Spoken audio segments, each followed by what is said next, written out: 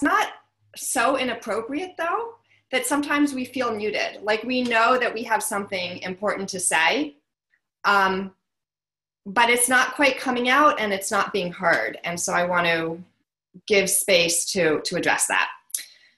Okay, so I will begin formally. As I think I said in the email, this is the first time I've done this kind of online live class. So bear with me if I have any technical issues. Mostly though, I want to just share with you, I've been working as a writer and thinking about writing and literature for my whole life. I have a PhD in English. In the middle of my PhD program, I moved up to Cambridge to work with a poet who teaches at Harvard, Joy Graham, and really focused on writing my own poetry, and then moved into writing creative nonfiction. And I'm going to switch to active speaker. And then, so really then taught literature, taught creative writing at the university level. I taught at MIT and Lesley, and then I started to do things a little bit differently. And because of my own personal journey, started to see where I could access my full story through writing and where I needed other tools. And so I'll be talking a little bit about that.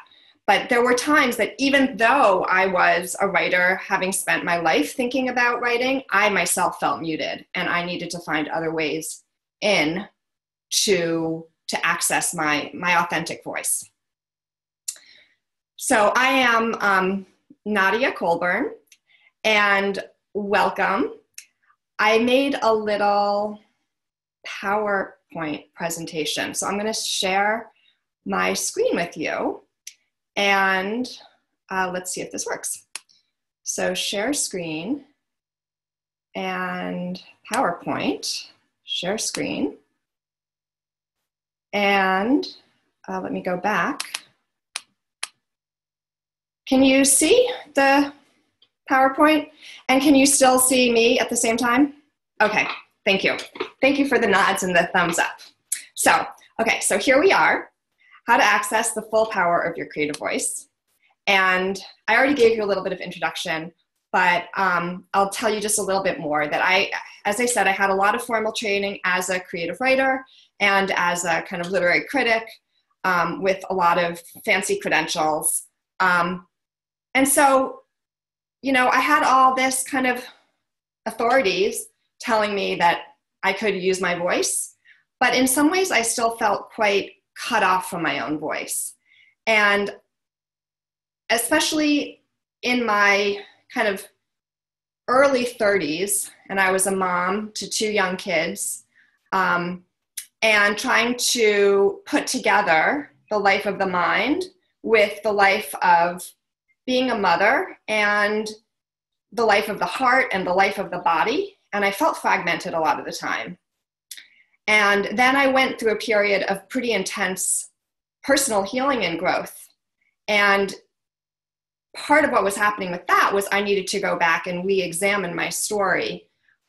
Even though I had been writing my whole life, you know, that there were pieces of my story that I hadn't been able to access. And I was able to access those more through, I did a lot of things, you know, talk therapy, but also body-oriented therapy. And then the philosophy of Thich Nhat Hanh was just life-altering for me. Meditation and yoga. Yoga, because so much was stored in my body that I couldn't necessarily access just through the left brain. And so I needed to reconnect the wisdom and the knowledge and also the fears that my body were storing with the brain. We reintegrate the left brain and the right brain and come into more wholeness. And then from that place, I was able to write with a lot less anxiety. And that's why I do the work that I do, trying to bring these different domains together. And so some people ask me, well, I don't know if what you're doing is really for me because I'm just writing for my business. You know, I don't need this personal growth aspect of it. And my response is that probably what I'm offering will help you as well, because we're always working from ourself. Whatever our blocks are, we're going to bring them with us wherever we go. And these strategies that I have so that you can listen to your full creativity, and it's a kind of cycle, listen to your creativity and then express it, happens more easily when we can get through the inner blocks, come to our center, and have a real channel moving through us.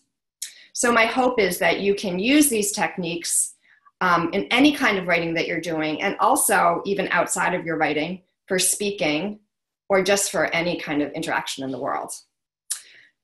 Okay, so here are some common problems people often have when they come to writing. They don't have the time. A lot of anxiety comes up. There's a feeling of a lot of blocks.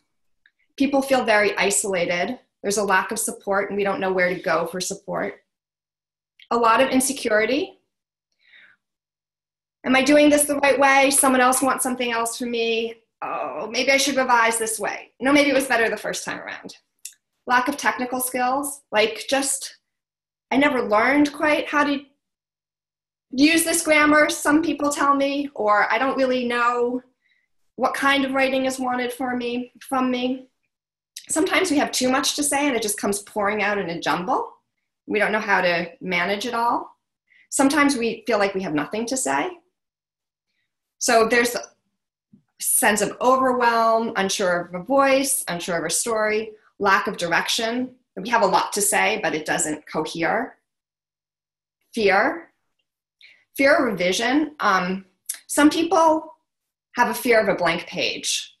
Like, it's just me and this blank page or this blank screen. And that first encounter with the writing process is the hardest.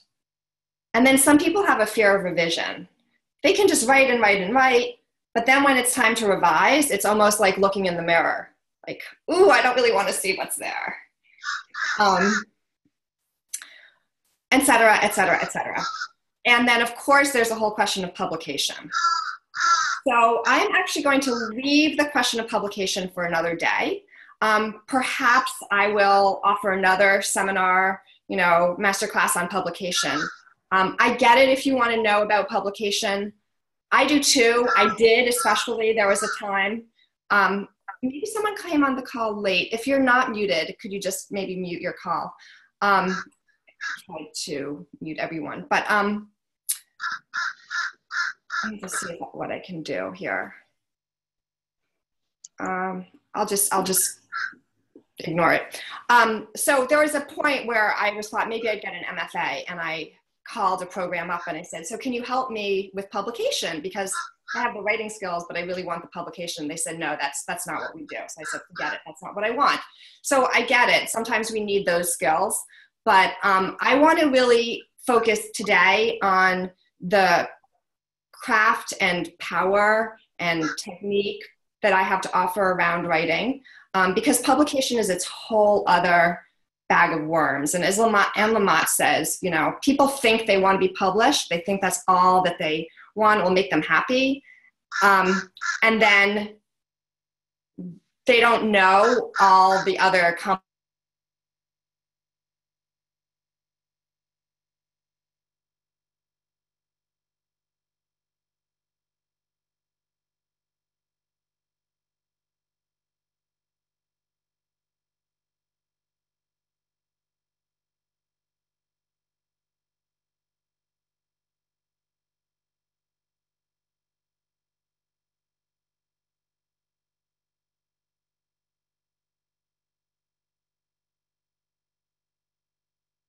mute. Can you hear me all? Yeah. Yes. I don't know why the screen share stopped. Well, I will just go back and unmute you all. I don't.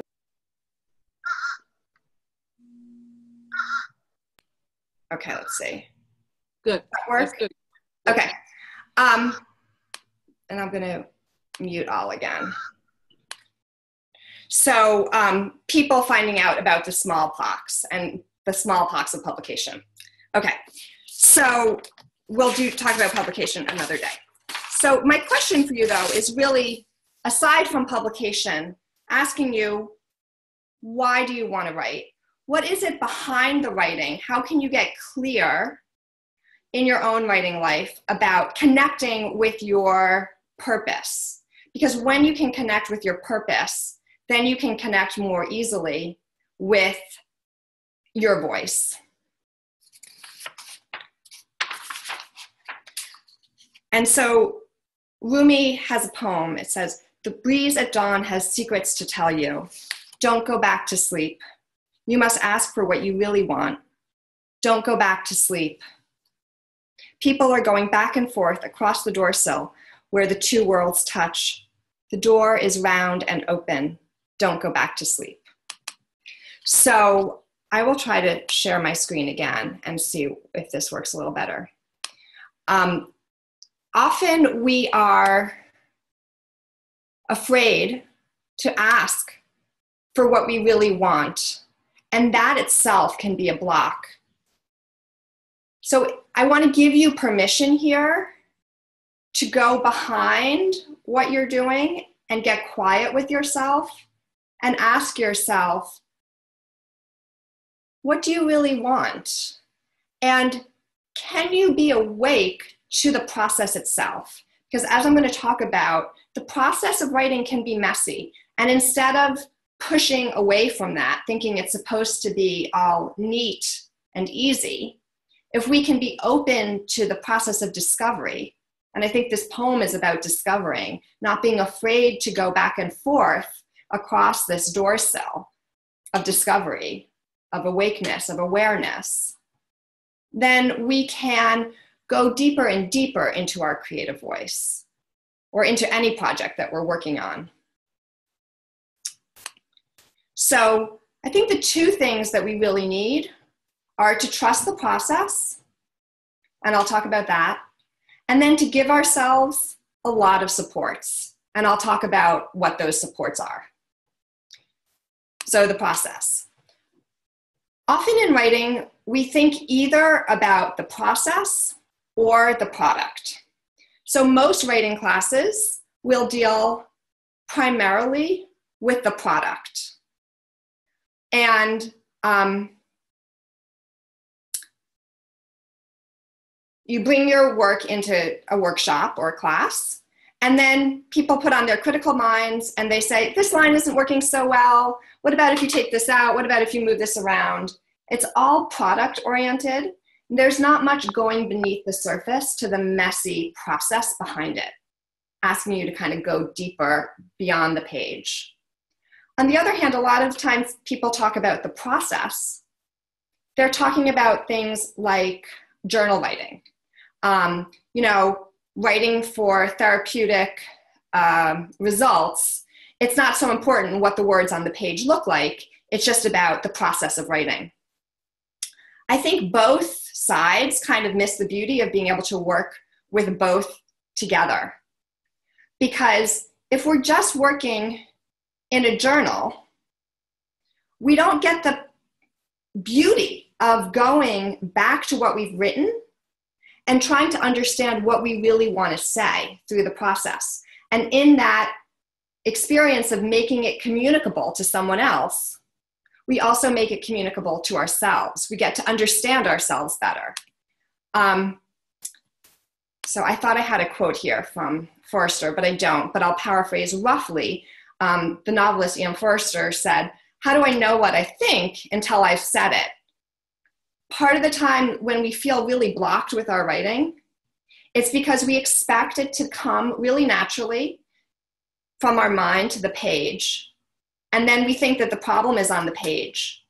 But often the problem is in the process itself, that we are not really sure we know what we want to say. And then we feel like, oh, there's something wrong with us if we don't know what we want to say. Instead of feeling, wow, this is so exciting. This is a beautiful opportunity that this writing has given me to get more clear on what I really think and what I really believe. And when you're more clear on that, then the writing will flow more easily. But we don't want to jump over that process of discovery, because it's in that process of discovery that we have so much growth. And that if we're only looking at the product and trying to make it neat and shiny on the page, which I think happens in a lot of writing classes, we're not digging in to see what else we can learn, what else we can discover, and what other vulnerable or powerful places we have that we haven't quite fully tapped into. So I think a lot of this about tapping into the full power of our voice is changing our mindset a little bit so that we can stay with the process and trust the process and not expect immediate outcomes, but enjoy the journey. And a lot of us can't really enjoy the journey, partly because we have been conditioned by our education to perform. And writing has been very performative. And so again, I know that a lot of you are writing in kind of performative ways for your work, but bear with me, because I think that what I'm talking about is also, I hope, going to be relevant for you.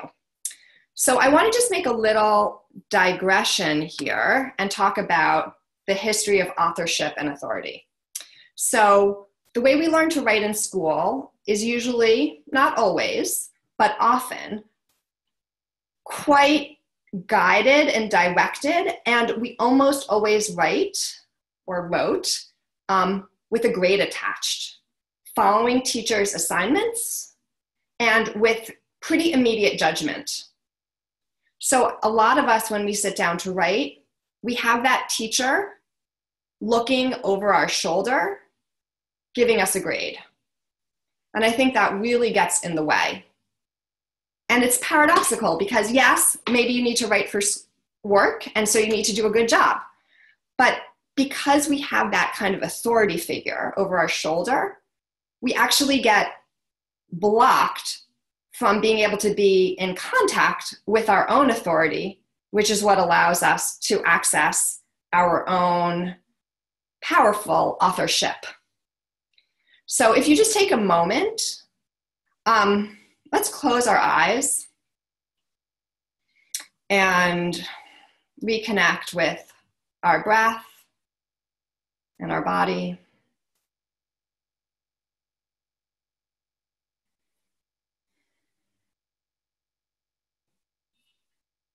And now imagine that whatever you write is going to be handed into your teacher, and you're going to be given a grade on it. How do you feel in your body when you imagine that teacher reading your work and grading it? And I know you're all muted, unfortunately. So I'm going to just kind of let you make some notes of that, and then at the end, there'll be time for a conversation. So, okay, a little bit of background. The definition of author is from the Latin word, and I'm not going to pronounce this correctly, ogere, I don't know if that's correct, to promote, to make grow, and from aucteur, to he who makes things happen. And I read several definitions, and in several definitions, the word father appeared.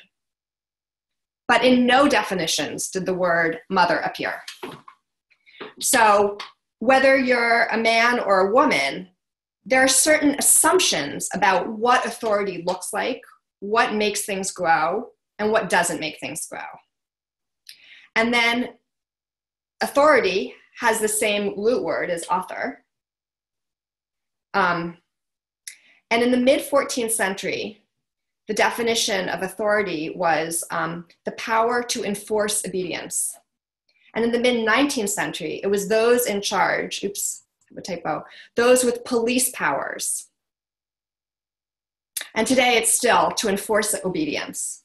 So our own authorship often in our subtle consciousness, unconscious mind, and in the history with which we've come to writing through our education, often has to do with this enforced obedience. And it's very hard to come into our own power when we're working within a kind of police system. But over time, the G or C in author and actor changed to a TH.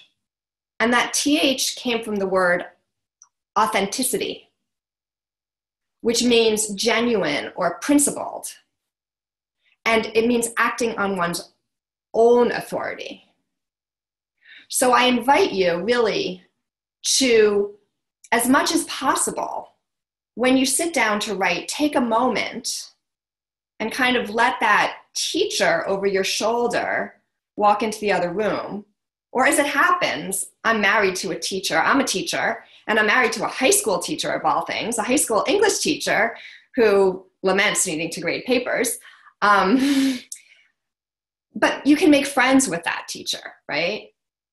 And invite yourself to act on your own authority.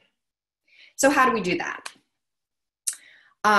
First of all, I think just understanding the process is really important. Coming to self-trust, understanding that when we write, that inner critic is probably going to come up.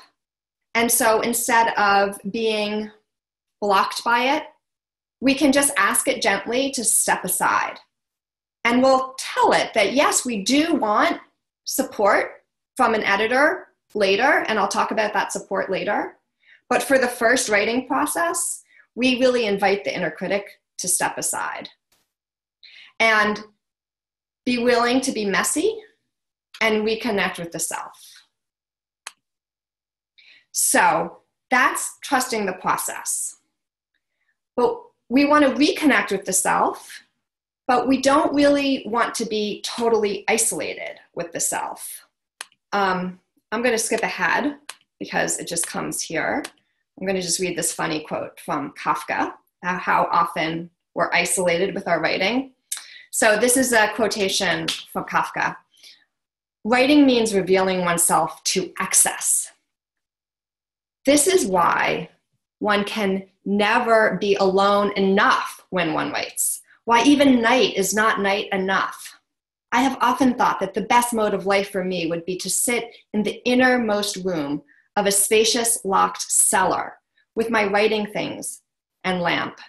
Food would be brought and always put down far away from my room outside the cellar's outermost door because he doesn't want anyone to come near him.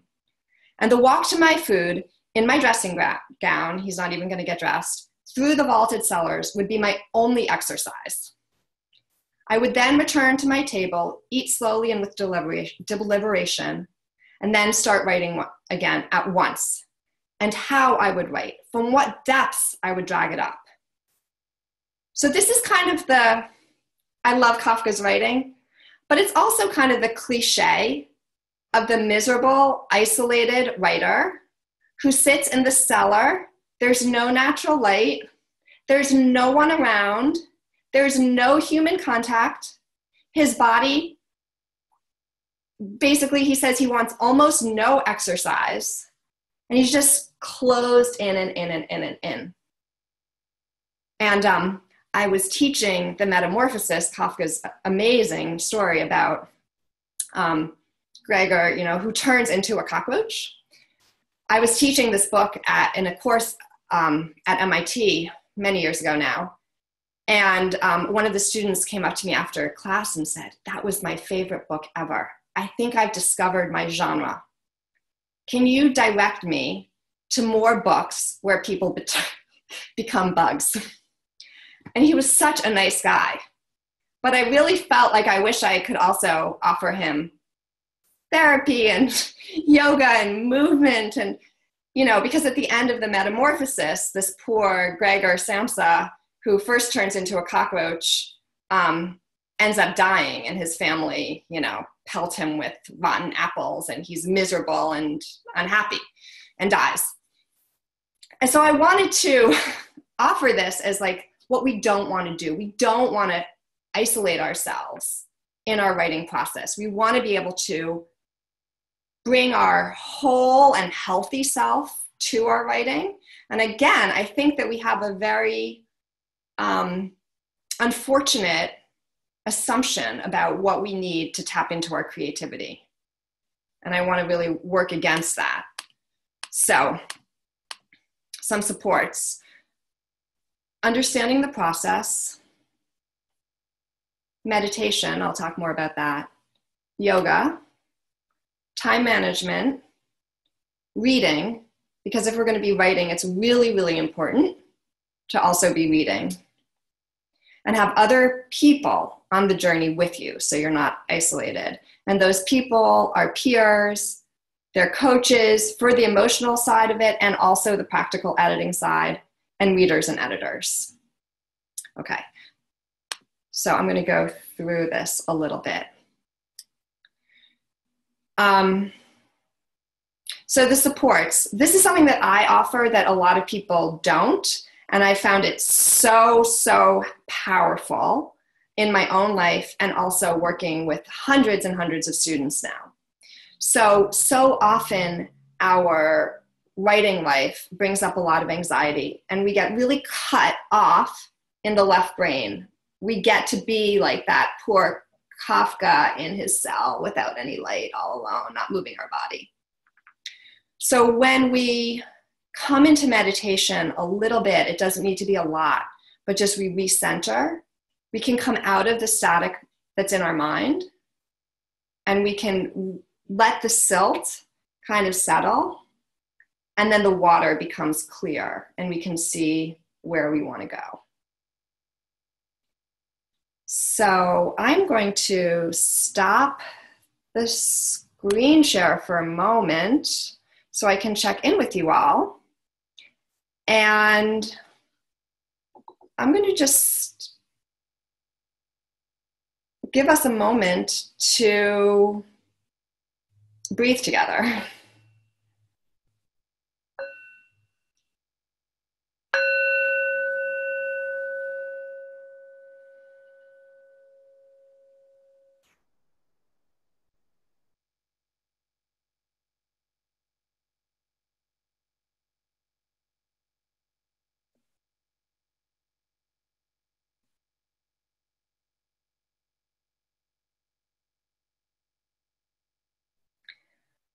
So reconnect with your breath and reconnect with your body.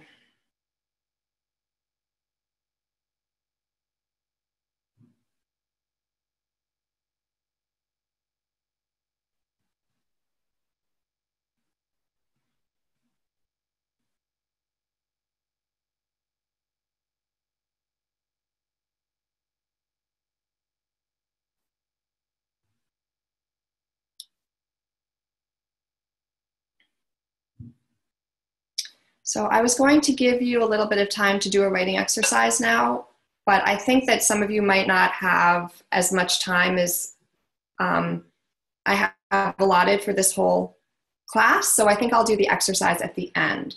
But what I'm going to do is I'm going to just quickly unmute you all and just pause for a moment and see if you want to step in with any questions or comments now, because I've been talking for a while.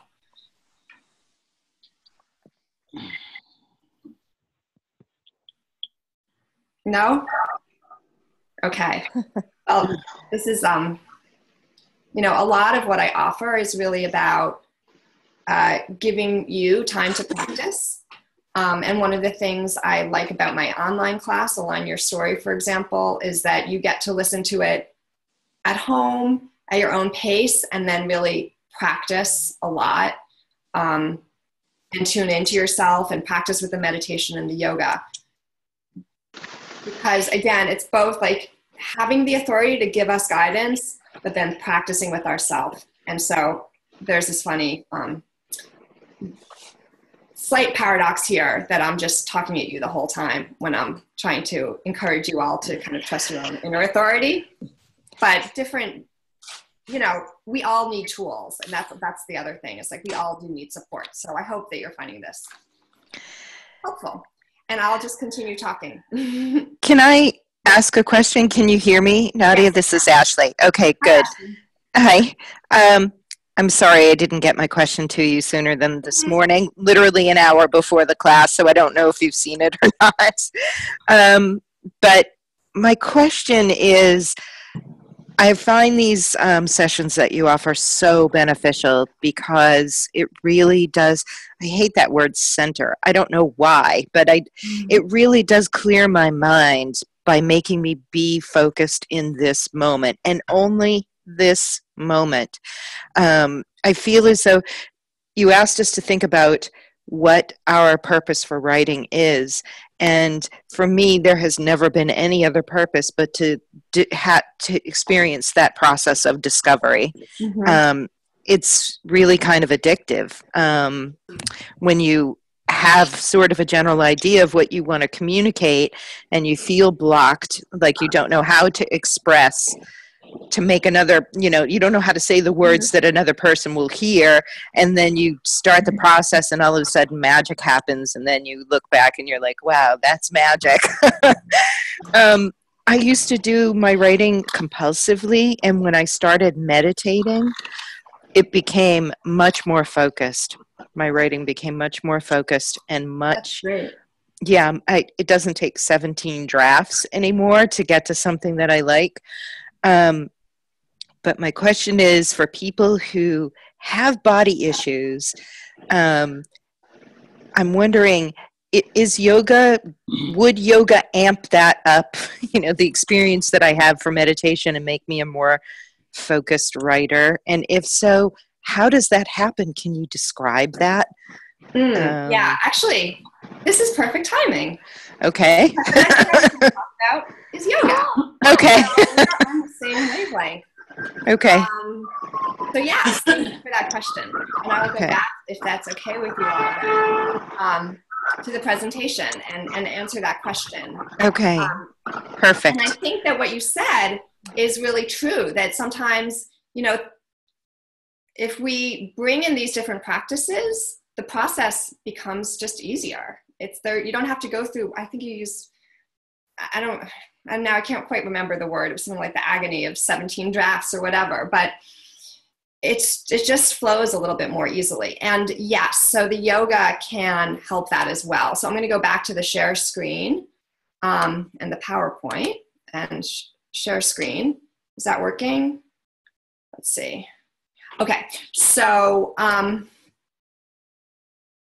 first of all, yoga can mean very different things for different people. And for me, I really like yoga as a physical practice. I also encourage people to walk.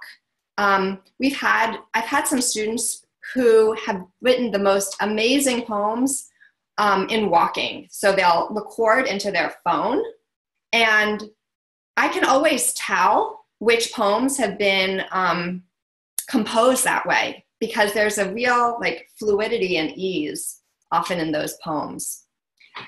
And you can do this too, whether you're even if you're writing a business document. Moving the body, there's a lot of evidence that shows that when we can be moving, we can access more parts of our brain. And so we come out of that stuck energy. So whatever way you can access moving your body, I recommend. You don't need to do fancy down dogs if that doesn't work for your body. There are famous yoga teachers who are in wheelchairs. So the word yoga means union. And it's that union of mind and body that we're trying to get at. It's that awareness of how the body is holding and storing our energy, where and how it's caught, and where and how we can release it. So with accessing that full creative voice, if we're only up here, and this is metaphorical, of course, but only in that little left brain, we're missing out on our full being and full potential. It's like trying to lift weights with just the, bicep muscles. We have to tap into that core strength if we're going to do, I'm not a weightlifter, but I think Marie is on this call. And I know, Marie, you are a weightlifter, and you talk really beautifully about accessing that full core strength to tap into that full power to lift something. And I think it's the same with our voice. If you're an opera singer, you need to learn how to tap into your full lung strength, right? That put your kind of weight behind your voice. And so just sharing my own personal story, and I have an extreme story, which is that part of what happened to me in early childhood, I didn't consciously remember, but it was my body remembered. And so in my 30s, I started to remember, but I realized it had been stored in my body the whole time. And this is what happens with trauma, that the mind and the body kind of split and it needs to be reintegrated. But in this extreme case, it shows us how the body and mind work together and how they cannot work together. And so in less extreme cases, we can just be reminded, oh yes, the body has this core energy. And when we picture our teacher or imagine our teacher, for most of us, it's not a super traumatic event, but there's some bodily memory that's happening and our cells contract just a little bit. So if we're writing from that contracted space, we don't have the flow.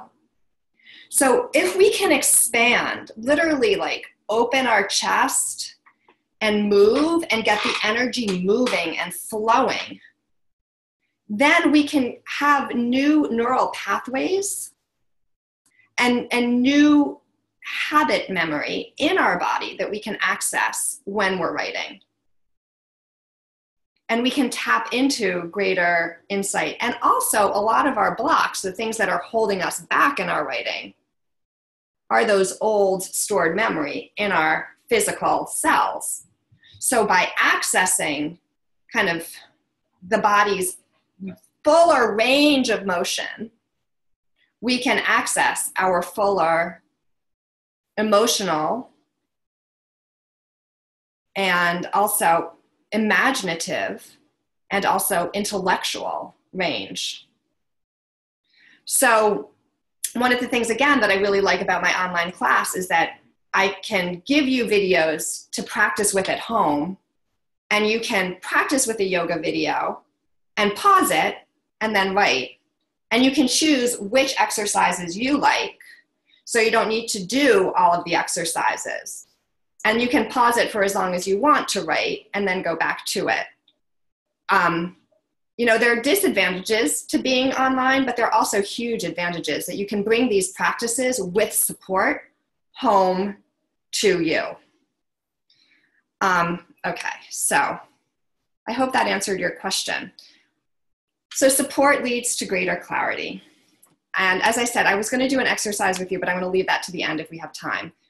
The other thing, and I think maybe also, Ashley, you asked me about discipline in your email. Time management is so hard for so many of us. So I just want to say it's really important to make a calendar and a schedule for yourself and to stick to it and not expect that because this is a creative process, it's just magically going to happen. On the other hand, if you're writing for work, and okay, then you have your calendar, you have to go to work and you have to write whatever project there is that you have to do, or you have to do it at home, however you work. But then I would encourage you to put on your calendar some supports so that you can come out of the anxiety that you bring to whatever writing project you have. And so you can kind of get underneath the static, come back to yourself, and then sit down. And so maybe that's, 5 minutes of meditation before you write, and put it on your calendar. Or take a break and go for a 5-minute walk and then come back to your desk.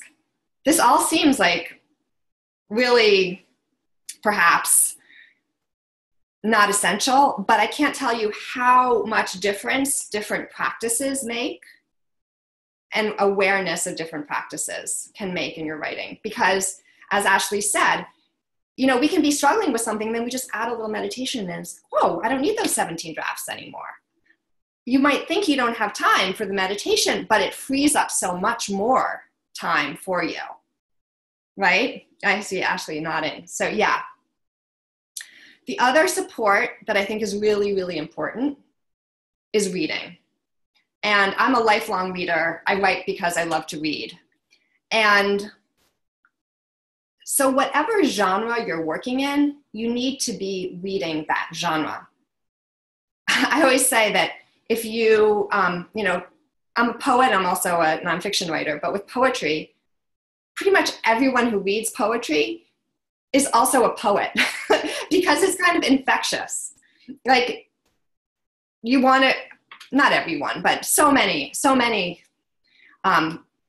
readers of poetry are also poets because it's a cycle. The reading feeds the craft.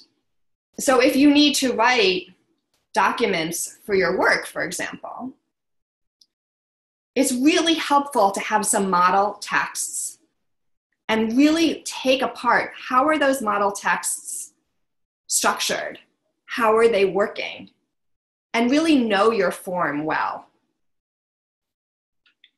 So we want to support, the intellect as well as the spirit and body.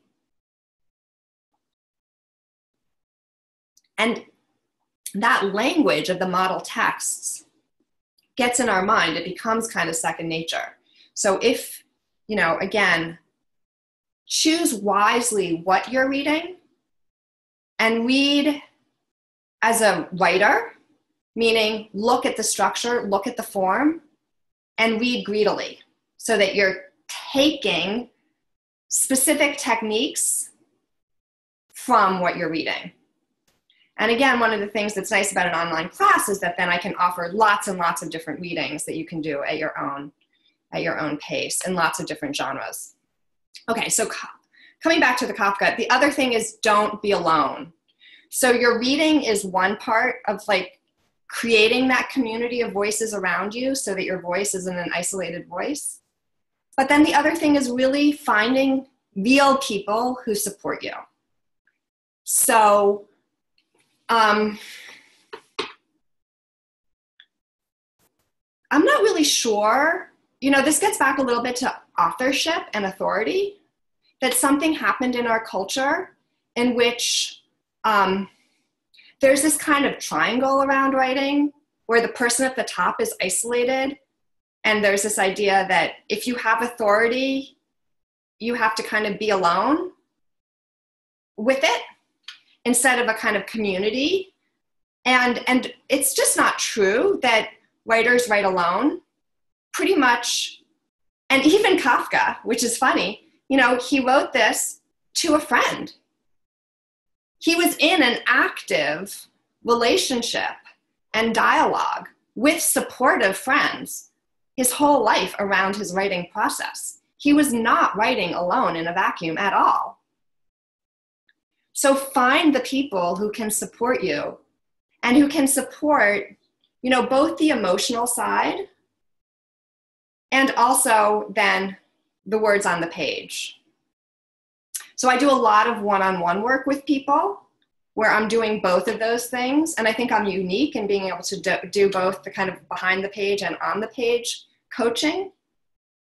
But my online class is also a way where you can get this kind of support at a much, much lower price level. And what's so great is that there's a whole community. We've had more than 100 students in the class who are around the world. So we have students in Israel, in South Korea, in Florida, in Oregon, lots of students in Massachusetts. Anyway, and it's an online community, and then you have access for life to these other writers who are writing in these ways, and you can share experiences, share writing, get feedback. And the other thing that I want to say is that we all need editors. So every book that you read has been edited, probably multiple times. It's had multiple readers, multiple people go through and edit it, line edit it. So sometimes I'll be working with clients and they'll say, when will I ever get to do this with my own work? I'll say, well, maybe never, because I work with an editor. Everyone works with an editor. We can edit someone else's work often more easily than we can edit our own. We're too close to it.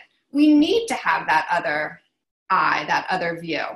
So don't be afraid to ask for support, because that's really how it's supposed to be.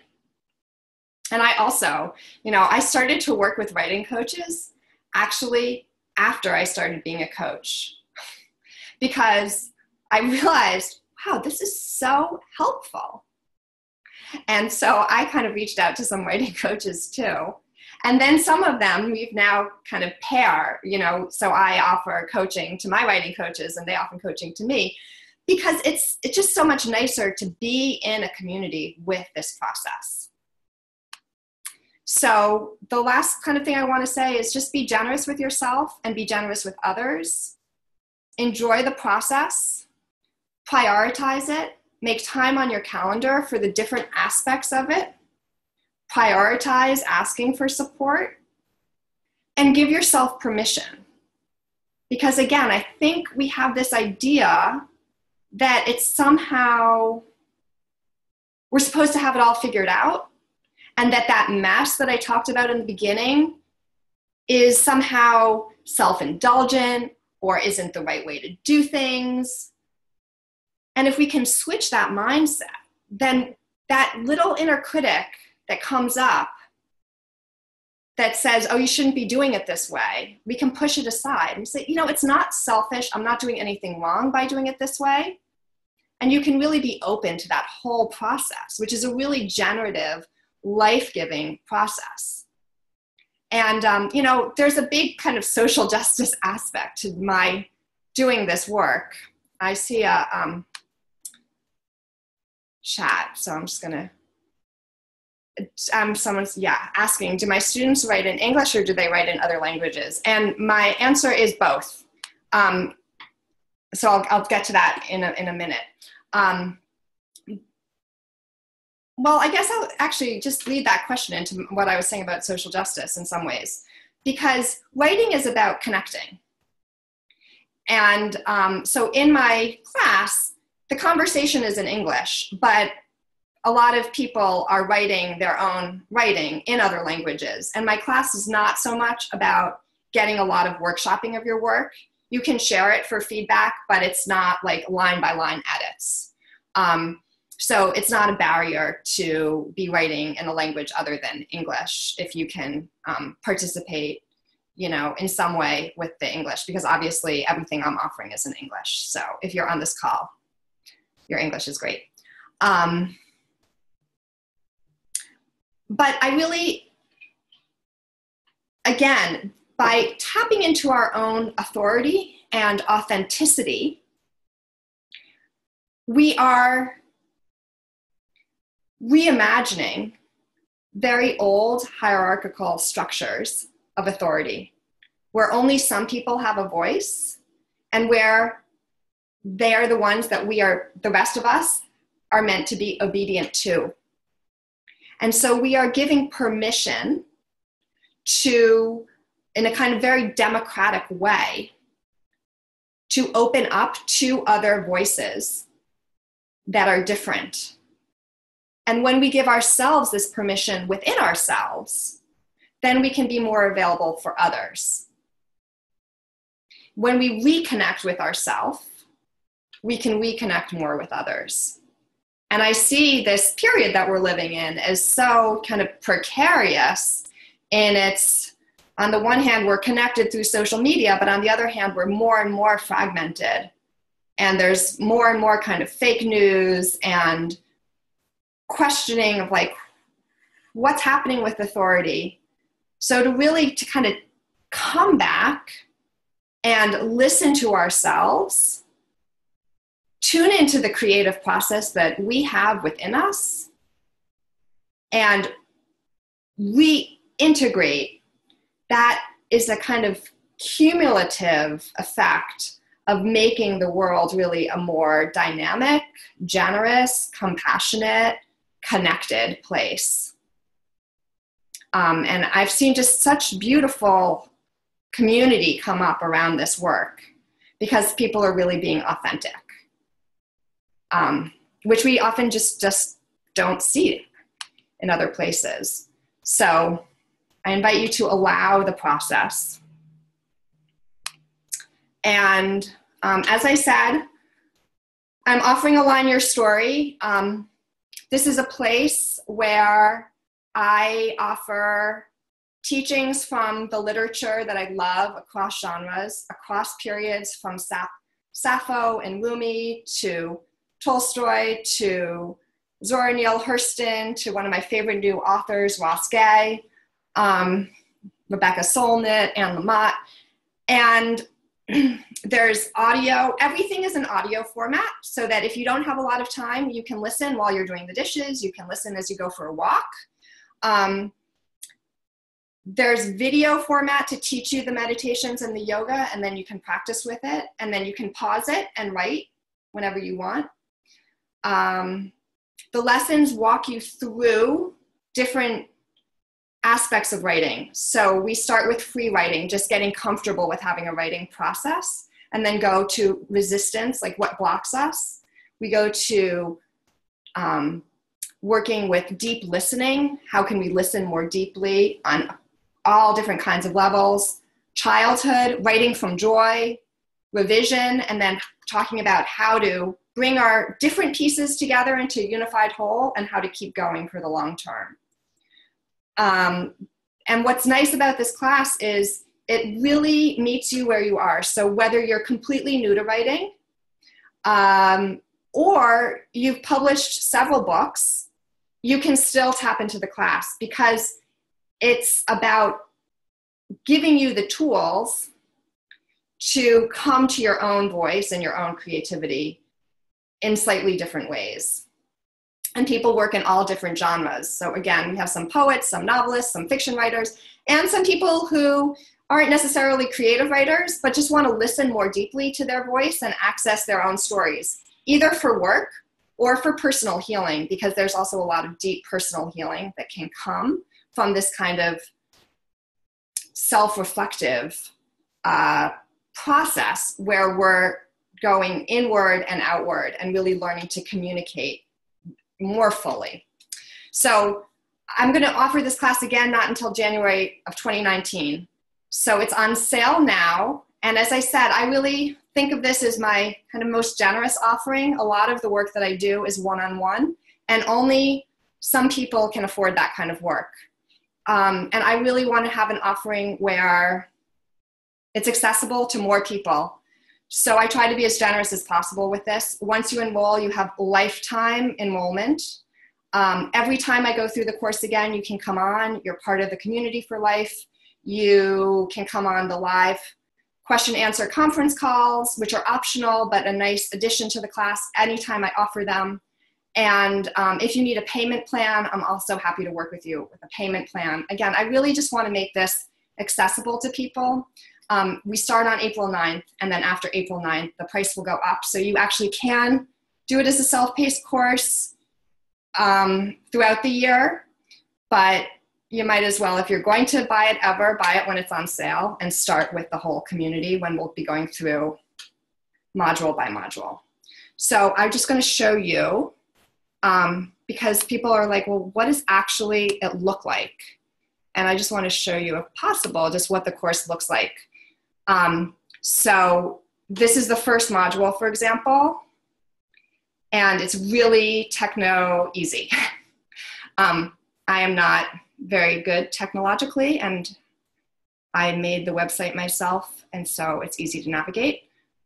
So you can see there's a lesson, and then you can go to the lesson, and you can listen to the audio of the lesson, or you can read it, or you can download it. And then you can return to module 1. And then there are the close readings. So this looks really carefully at specific texts. And in this first one, we look carefully at a text poem that I really love by W.H. Auden and a lot of other poets. And then there's some questions about it, the audio. Someone else is asking me a question. Are you not seeing it? Are other people not seeing my screen share? No. Let's see. Let me stop share. Sorry about that. Thank you for telling me. And I'm going to share again. It's funny that I was saying,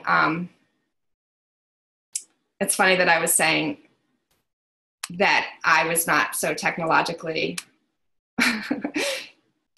advanced. And now, can you see it? Is that working? Can you see it now? Okay, well, here is the course. Manage participants, unmute all. Can you see the screen now? I can. Okay, I can. And so anyway, you can go through. I can, and then there's, I'll just show you one more thing, and then I'm going to open up for more questions. And then you can see there's a video of the yoga and the meditation, and then there's audio that you can practice with, and then more suggested readings and writing exercises as well. Okay, I'm going to stop the screen share and going to open it up to more questions. So thank you for your patience with my screen share that didn't work for a while, and for listening to me. And I want to open it up to any more questions that you might have.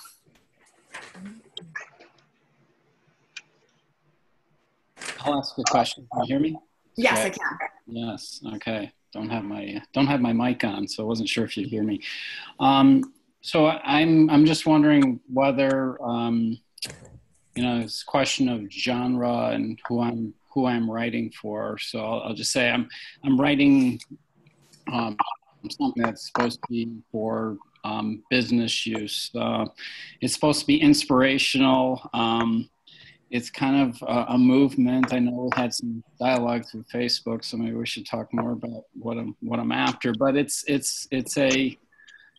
something technical, and it's something business oriented. And I'm wondering, are we aligned? Do you accept all genres, or is it?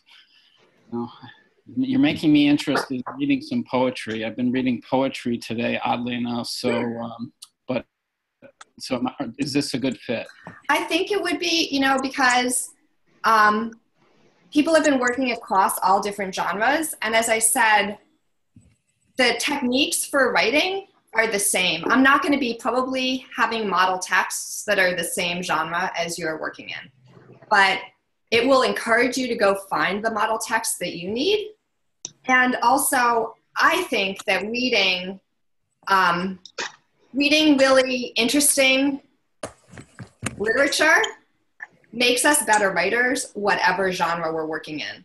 So in my in-person workshops, I always put genres together because I think that, for example, reading poetry is great for people who are working in any genre. If you're just writing, blog posts, you just get the language in your ear a little bit more and have more facility with the English language. And all the other techniques, I think, would be really helpful for you. Again, whatever you're working on. Okay. Yeah. So I have a question. Can you hear me? Yes. Oh, okay. So just to clarify, so our own writing is not really part of the course. That's sort of something we do separately or with the group or in another arrangement with you privately or whatever. Is that right?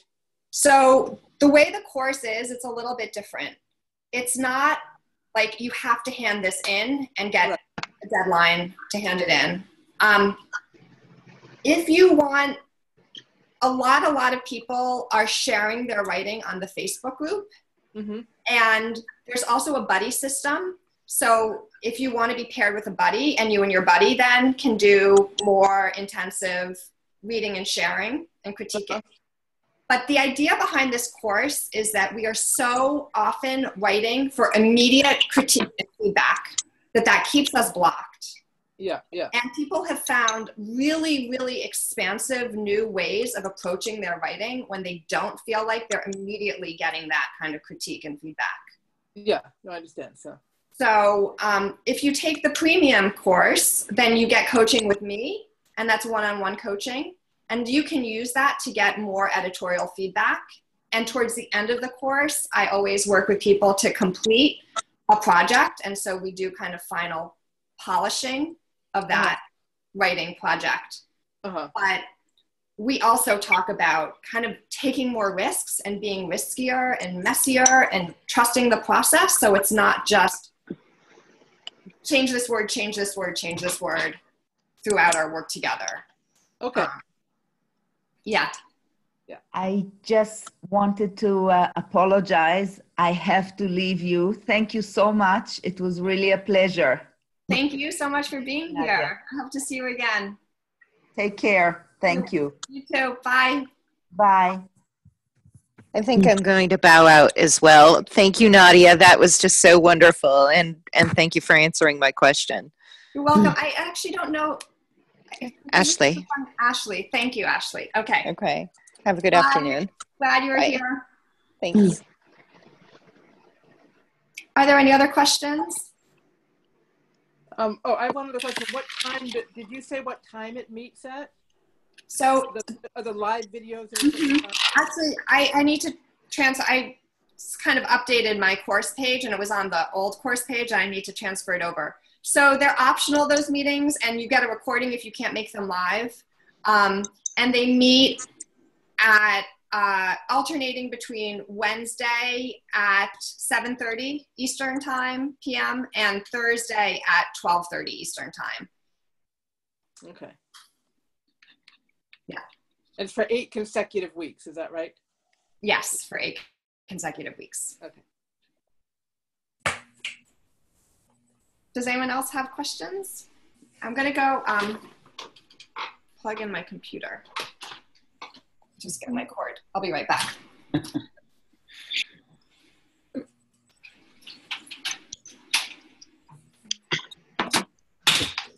I was quite sure that I had enough power, but I think maybe when I'm doing this recording, it takes a little bit more juice. Okay. So I'm sorry we didn't have time to do the writing exercise. I offer a lot of free sessions where I'll lead a little writing exercise, and I have some of those on my website, and I just offered the 7-day writing meditation challenge. So we didn't have time for that today, but if you're interested in that, I'll definitely be offering those again. And you can also kind of poke around on my website for some of those if you haven't done them with me already, or send me an email and I can send you some.